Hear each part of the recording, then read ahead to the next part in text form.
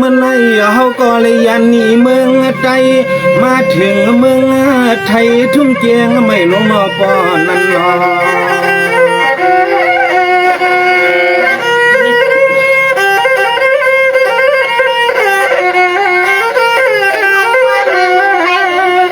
อันในจอมเลยปวดนาตอนเจงทุ่งเมืองที่เฮาสร้างเศร้าใน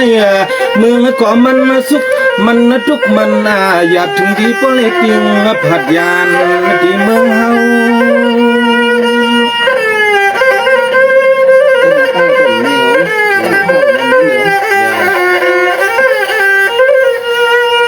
เมื่อในที่เลยว่ามุมนาเปียวเปียวเลยมาทบมาต่อจมูกเจ้าอ้อยก้อยเฉดังเสียงวานอเหมือนห่างตังทุกตังสุกตังไม่เมาในมันเลยกลางขวานที่ในขันทากูตัวห่างคิงเฮา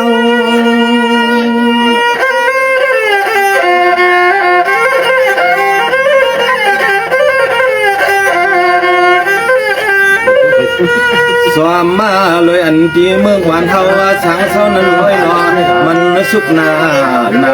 มังปอกปอกไข่ขึ้นไข่เกาไข่เลี้ยงไข่โยไข่เลี้ยงไข่หมอไข่กินเสล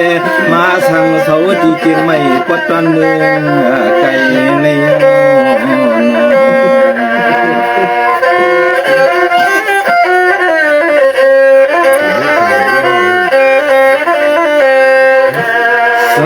กาปินเศร้าซื้อคือใจเศร้าที่นั่นเมืองไทยกระดังเสียงเจ้าสองสู้ซ้ำจังเลยกัดมาจึงคำสาลอดยอกะตังโคตังเปลี่ยนนอ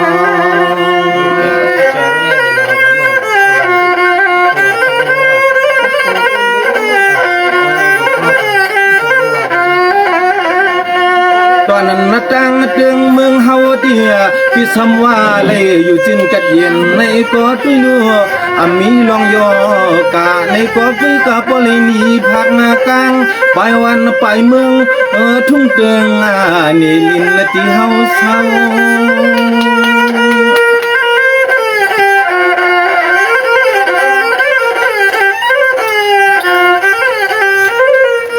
ก็เปิดเสียงกวางเสียงมากจัดแยกพงกูเตียเสียมตีล้อน้องจังเสียงตังหมู่อันไปเพผัดยานตีจันเศร้า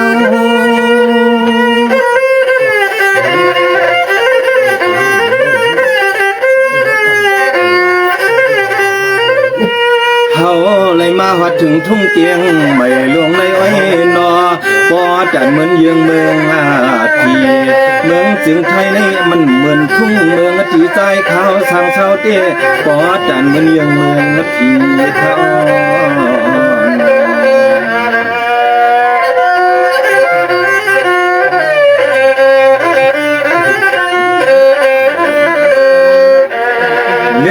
นั่นจริงนี่ยืนซื้อแค่มาในพี่ใจยามมาเฮอปรกาสุนไขมันนาการดูตอนเจียมยามกินยามนอนละปุ่นพนาเฮนตายสองก็ผู้มีเลตึงปังข้าใจสั่งที่สุดตังปันคาไล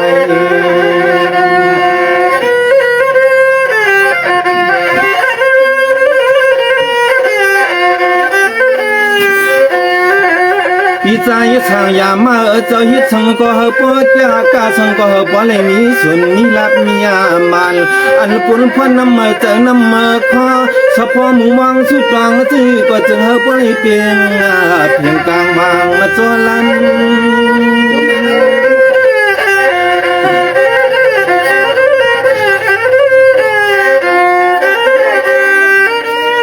ข้าที่พัฒนาสู่เตืองสู่ตองหมู่มองซอยปันกว่าเฮาสู่สามปอเลยเปลี่ยนสถิพิจิมากมีเรื่องยองเก็บเงินนะครับ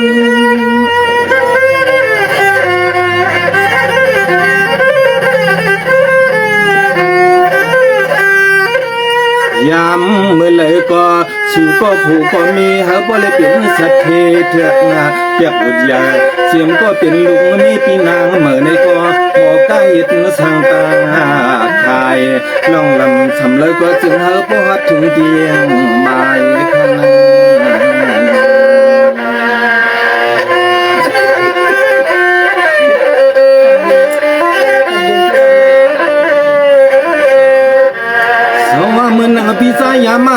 ธิฐานาธานูที่อยู่สาที่วันเกิดเก่าในเดียเปลี่ยนทุ่งอูเปลี่ยนนางสร้างเมือง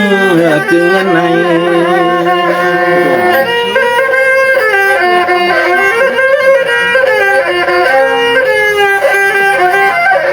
ยามเมื่อเหลียวในถึงที่ปริมาสร้างเสาทุ่งไทยในนอสัมปอไหลมาตาเป็นแข่งเสาสีปีเมืองขยาวปีเมือง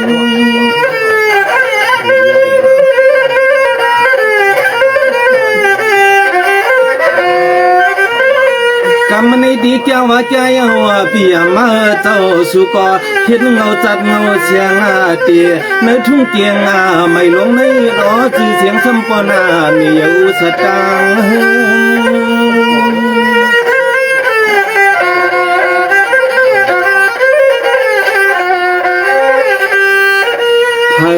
ก็ปะหูจอมกวนกูเมืองย่อนอจัดแสงตีเกียงใหม่ไม้หนึ่งย้อนปึงเอาเปียมาเขาก็ผูกก็มีเลยเห็นเงากันผู้เฮาขาพอเลยมีลวงตาตุตันจุงมาฮบทบกันมาฮบเสลมาหันเตี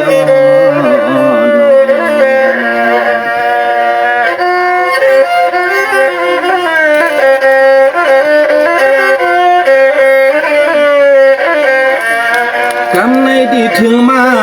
ปีสักกะเลียดสองเฮียงหาปากไปสองเฮียงไปเศร้าหาเพราะว่าพี่น้องเฮาเขาใครมาหูหันลองอันคืนเสียงใจเนี่ยใจข้าในกว่าที่สมมาเขาจะหมู่ซุมมาผมดุมไม่ยเชียขาสังว่าพี่น้องเฮาขามีมิดาเยอะใส่เฮาขาดดังเสียงไหนก็แค่นั้นตัวมาเฮาเสเลมาหาลู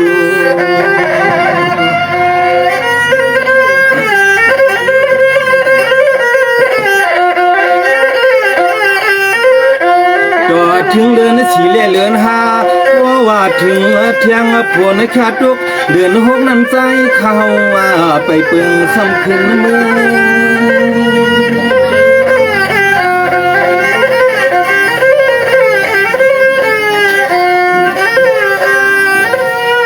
จังนักสัตว์เชียง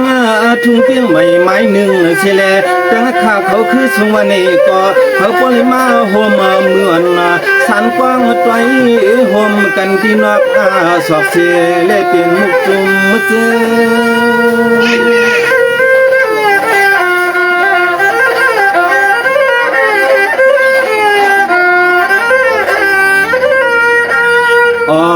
นอปว่าปล่อยตะปองเปิ้นเฮ็ดสั่งดวงตีเกื้องคุ้งเลยก็แค่นั้นตัวสู่เสามาผิดมาห้องมาบอกซึ่งจัดเชียงตีเกียงใหม่ไม้หนึ่งย้อนปึงเอาเจ้าปล่อยเขาคาจอมห้องจอมมาเพื่อนหมู่จุ่มจ้าเฮาขานอเลยมือเปียวมือมุนมือลัดมือจ้าทะเล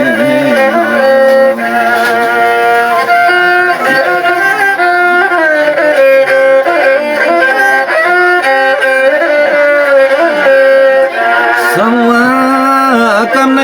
ตาลักว่ามันขาวห้องพอยโซห้องปันปียามานั่งมือเขาจังมีจังผัวเขาก็เลยกัดนึกสินเสโลชายา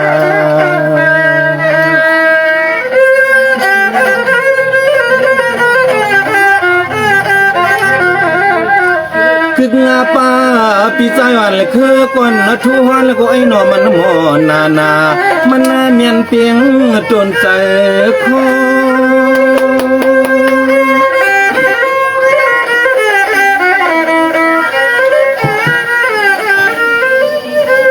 กำในคำลาเราคือย่อยต่อยยาวข้าวยืนย้อยหนอใส่ก็ป้อดีจันขึ้นป้อ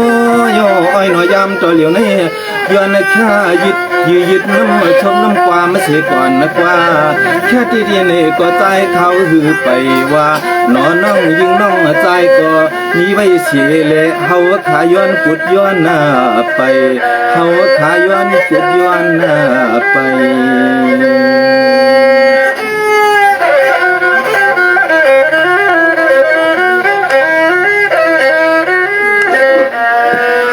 ใน จุนเนียนที่ดิขาพี่ยามาคือผมป้าลูกลางน้ำมีอ้อยปีนังไม่เจ้าชื่อซ้ำปลิมีเสียงยืนสู่แค่ปันมา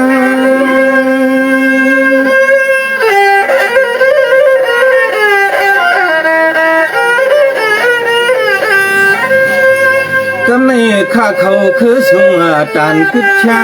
กว่าอ้อยนอกึดนาเทียงตังน้องถวยผู้กวยติสมาลัดความเมื่อผูกหย่อมุน